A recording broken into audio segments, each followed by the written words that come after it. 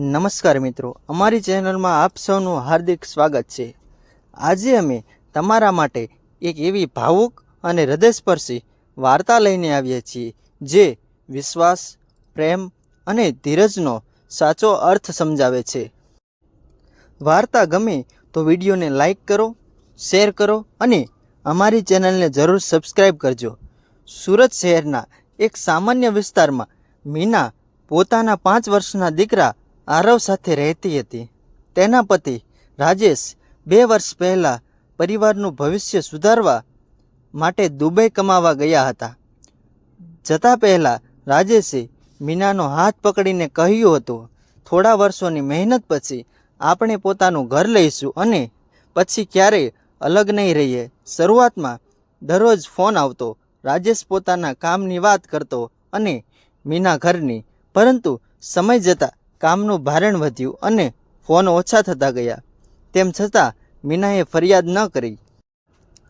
તેને પોતાના પતિ પર સંપૂર્ણ વિશ્વાસ હતો। પડોશના લોકો ઘણીવાર કહેતા, આટલા મહિનાથી આવ્યો નથી, ખબર નથી ત્યાં શું કરતો હશે। કોઈ કહે વિદેશ ગયેલા લોકો બદલાઈ જાય છે। આ વાતો મીનાના દિલને દુઃખ આપતી, પણ તે માત્ર એટલું જ કહેતી, મારા પતિ એવા નથી। એક દિવસ મીનાને રાજેશનો ફોન પણ ન આવ્યો।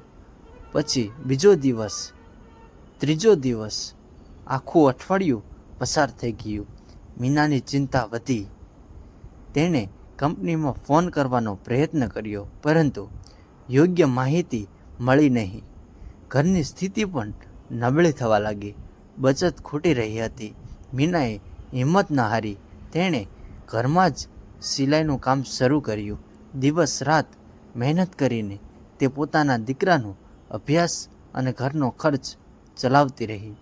એક સાંજે આરવે પૂછ્યું, મમ્મી, પપ્પા ક્યારે આવશે? મારા સ્કૂલના બધા બાળકો તેમના પપ્પા સાથે આવે છે। મીનાની આંખોમાં આંસુ આવી ગયા, પરંતુ તેણે હસીને કહ્યું, બેટા, પપ્પા આપણા માટે મહેનત કરી રહ્યા છે, ખૂબ જલ્દી આવશે। તે રાત્રે મીના ભગવાન પાસે ખૂબ પ્રાર્થના કરતી રહી। 2 મહિના પછી એક અજાણ્યો નંબર પરથી ફોન આવ્યો। સામે રાજેશનો મિત્ર હતો। તેણે કહ્યું, બહેન, રાજેશને કામ દરમિયાન ગંભીર અકસ્માત થયો હતો, ઘણા દિવસ હોસ્પિટલમાં હતા। હવે તેઓ સ્વસ્થ છે, પણ ફોન કરવાની સ્થિતિમાં ન હતા। આ સમાચાર સાંભળીને મીનાની આંખોમાંથી આંસુ વહી ગયા। દુઃખ પણ હતું અને રાહત પણ કે રાજેશ જીવિત હતા। થોડા દિવસ પછી રાજેશનો વિડીયો કોલ આવ્યો। તેમના હાથ પર પટ્ટી હતી અને ચહેરા પર થાક દેખાતો હતો। રાજેશે કહ્યું, મીના, માફ કરજે, હું તને સમયસર જાણ કરી શક્યો નહીં। મીના માત્ર એટલું જ બોલી, તમે સુરક્ષિત છો, બસ એ જ મારા માટે સૌથી મોટી ખુશી છે। 6 મહિના પછી રાજેશ સુરત પરત આવ્યા। એરપોર્ટ પરથી ઘરે પહોંચતા મીના અને આરવ તેમને જોઈને દોડી આવ્યા। વર્ષો પછી આખો પરિવાર એકબીજાને ભેટીને રડી પડ્યો।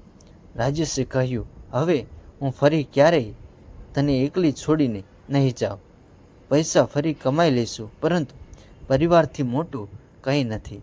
તે દિવસે રાજેશે વિદેશમાં કમાયેલી બચતથી નાનું ઘર ખરીદવાનું નક્કી કર્યું અને સુરતમાં જ નાનો વ્યવસાય શરૂ કર્યો। સમય પસાર થતો ગયો, પરિવાર ખુશીથી જીવવા લાગ્યો। મીનાની ફરજ, ધીરજ, વિશ્વાસ અને પ્રેમે આખા પરિવારને ફરી એક કરી દીધો। આ વાર્તા આપણને શીખવે છે, સાચો પ્રેમ માત્ર સાથે રહેવામાં નથી, પરંતુ મુશ્કેલ સમયમાં પણ એકબીજા પર વિશ્વાસ રાખવામાં છે। જીવનમાં પૈસા જરૂરી છે, પરંતુ પરિવાર, વિશ્વાસ અને પ્રેમ સૌથી મોટી સંપત્તિ છે।